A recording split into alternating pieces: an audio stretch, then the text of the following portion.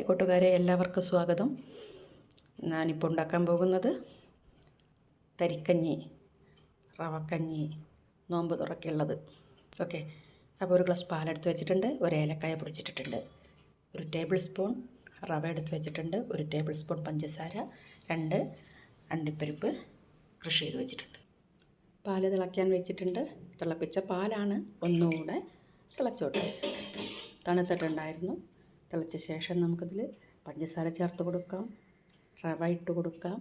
നന്നായിട്ട് ഇളക്കി യോജിപ്പിച്ച് അതിനൊന്ന് വേവിച്ചെടുക്കാം.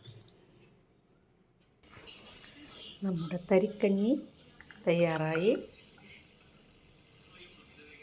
ഇത്ര ലൂസായിട്ടാണ് ഉണ്ടാവുക.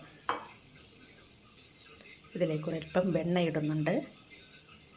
അതിലേക്ക് കുറച്ച് അണ്ടിപ്പരിപ്പ് ക്രഷ് ചെയ്തതും. അപ്പോൾ നമ്മുടെ നോമ്പ് തുറക്കാനുള്ള റെഡിയായല്ലോ.